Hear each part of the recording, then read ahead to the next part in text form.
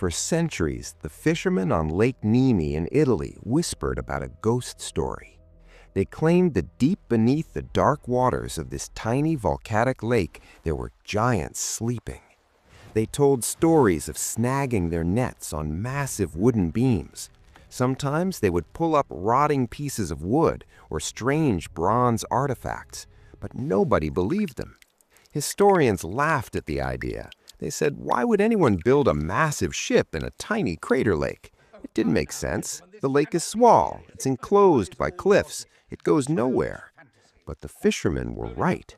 And what was hiding in the mud of Lake Nemi wasn't just a ship. It was a time capsule. When we finally found them, they didn't just change what we knew about the Roman Empire. They revealed technologies that history says shouldn't have been invented for another 1,500 years. This is the story of the greatest engineering marvel of the ancient world, and the tragedy of how we found them only to lose them again. To understand these ships, we have to understand the man who paid for them, Emperor Caligula.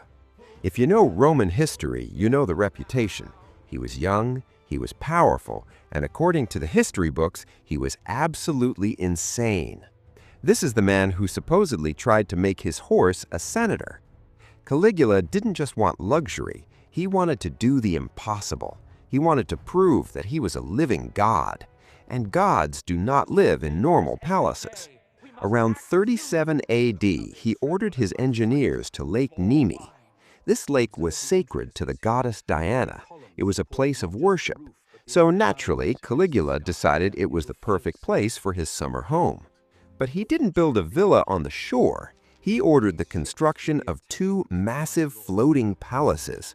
And when I say massive, I don't mean a luxury yacht. The first ship was 70 meters long. The second was 73 meters. That is nearly the length of a modern Airbus A380 in a tiny lake. The sheer size was ridiculous, but it's what was inside the ships that makes this story incredible. For almost 2,000 years, these ships sat at the bottom of the lake. In the 1400s, famous architects tried to dive down in diving bells to see them. They tore off chunks of wood, but couldn't lift them. In 1895, divers recovered a bronze lion's head and some tiles. It was proof the legends were true. But it wasn't until 1927 that the world finally saw them, and the way they did it was pure Roman engineering. The Italian dictator Benito Mussolini was obsessed with the Roman Empire. He ordered the entire lake to be drained. They reactivated an ancient Roman drainage tunnel that was still working, and they pumped the water out. Slowly, as the water level dropped, the mud revealed the monsters. 2 massive, hulking skeletons of wood emerged from the sludge. They were remarkably preserved. The mud had protected them from bacteria and rot. And as archaeologists stepped onto the decks for the first time in 19 centuries, they realized that everything we thought we knew about Roman technology was wrong. This is where the story gets crazy. When we think of the Romans, we think of stone roads, aqueducts, and gladiators. We don't think of industrial machinery. But on the Nemi ships, they found a rotating platform. It was likely used to display a statue or move scenery. To make it rotate smoothly, the Roman engineers had installed a system of bronze balls trapped inside a wooden housing. Look closely at that. It reduces friction between 2 moving surfaces.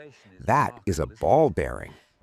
History tells us that Leonardo da Vinci invented the concept of the ball bearing in the late 1400s, but here, buried in the mud of Lake Nemi, was a working prototype. It was built 1,400 years before da Vinci was even born. But that wasn't all. They found a piston pump. It was a crank-driven system used to pump water out of the hull. The design was so advanced, it looked like something from the Industrial Revolution.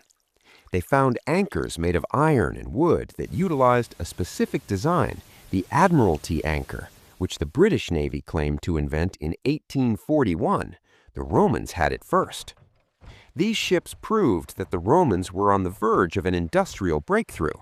They had the mechanics, they had the physics, they just didn't apply it to mass production. They used it for the emperor's toys. Beyond the machinery, the ships were disgustingly rich.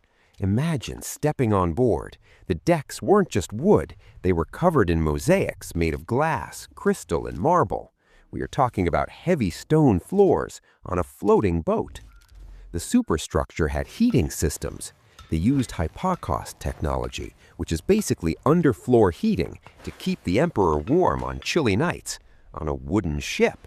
The fire safety risks alone are terrifying, but Caligula didn't care.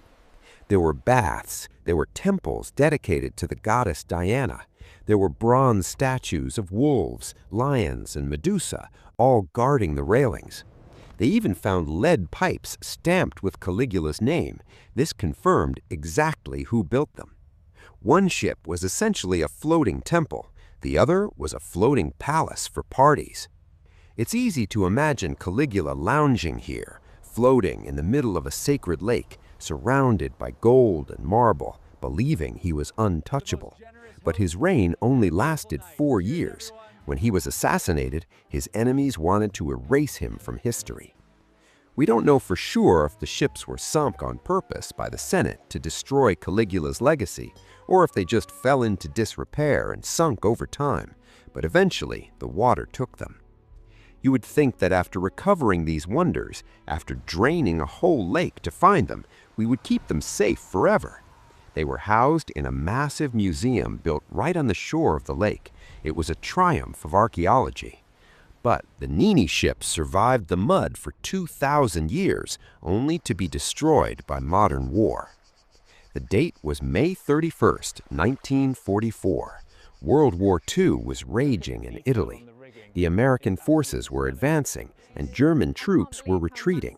The museum at Lake Nemi was caught in the middle. There are conflicting stories about what happened. Some say it was American artillery fire that hit the museum, but the official report and the testimony of the museum guards tells a darker story. They say retreating German soldiers set the museum on fire on purpose. Within hours, the dry, ancient wood caught fire.